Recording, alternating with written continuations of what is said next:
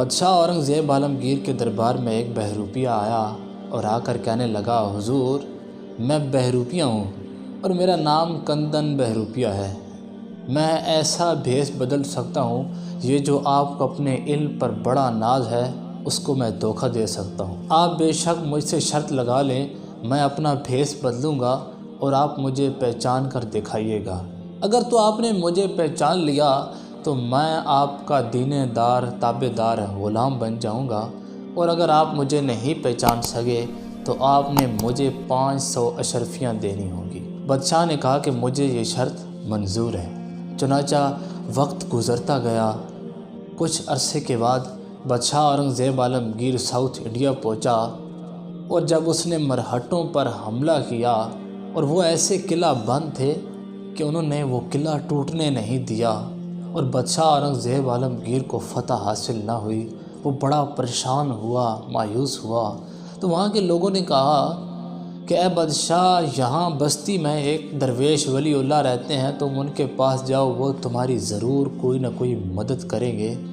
بادشاہ بھاگا بھاگا فقیر کی خدمت میں حاضر ہوا اور آ کر کہنے لگا، حضور کیا آپ میری مدد کریں گے؟ میں کل مرہٹوں پر حملہ کرنا چاہتا ہوں، آپ میرے لیے دعا کریں۔ تو فقیر نے فوراً بولا کہ کل نہیں، پرسوں، اور پرسوں بھی بعد نماز ظہر کرنا، انشاءاللہ تمہیں فتح حاصل ہوگی۔ بادشاہ نے کہا، جی حضور میں اسی طرح ہی کروں گا۔ اس نے سلام کیا اور واپس چلا گیا، اور ٹھیک بروز پرسوں وہ بھی بعد نماز ظہر کے اس نے مرہٹوں پر حملہ کیا، اور ایسا زور کا حملہ کیا، پیچھے فقیر کی دعا تھی اور ایسی دعا تھی کہ وہ قلعہ ٹوٹ گیا اور بادشاہ اورنگزیب عالمگیر کو فتح حاصل ہوگی۔ مفتون جو تھے وہ پاؤں پڑ گئے۔ بادشاہ بھاگا بھاگا فقیر کی خدمت میں حاضر ہوا اور آ کر کہنے لگا، حضور یہ سب آپ کا کیا کرنا ہے؟ فقیر نے کہا، نہیں، یہ تو سارا اللہ نے کیا ہے، ہم تو بس صرف دعا کرتے ہیں۔ تو بادشاہ کہنے لگا، حضور میں آپ کی خدمت میں 3 بڑے قصبے دیتا ہوں اور آپ کو 7 پشتوں تک ہر طرح کی معافی دیتا ہوں، آپ جدھر چاہیں جہاں چاہیں رہیں، جو کھائیں پئیں، جو مرضی کریں، آپ کو کوئی منع نہیں کیا جائے گا۔ فقیر نے کہا، او بادشاہ، یہ ساری چیزیں ہمارے کس کام کی؟ ہم تو اللہ والے لوگ ہیں، تیری بڑی مہربانی۔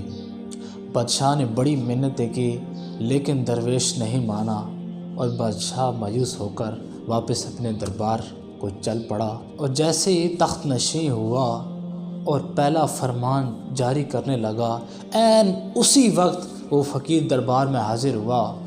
بادشاہ نے فقیر کو دیکھا اور اٹھ کر کھڑا ہوگا اور کہنے لگا، حضور آپ نے اتنی تکلیف کیوں کی؟ آپ مجھے پیغام بھجوا دیتے، میں خود آپ کی خدمت میں حاضر ہو جاتا۔ فقیر نے کہا، نہیں بادشاہ، آپ کی بار آنا ہمارا فرض تھا۔ فقیر نے اپنا بھیس بدلا اور کہنے لگا، جناب عالی میں کندن بہروپیہ ہوں۔ بادشاہ نے بڑی حیرت کے ساتھ فقیر کو دیکھا اور کہنے لگا کہ تم وہ کندن بہروپیہ ہو؟ تو وہ بہروپیہ کہنے لگا، جی ہاں، میں وہی کندن بہروپیہ ہوں۔ آپ کو یاد ہوگا کہ 1.5 سال پہلے میں نے آپ کے ساتھ شرط لگائی تھی کہ میں روپ بدلوں گا اور آپ مجھے پہچان کر دکھائیے گا، لہٰذا میں یہ شرط جیت چکا ہوں، تو آپ برائے مہربانی میرے 500 اشرفیاں مجھے عنایت فرما دیں۔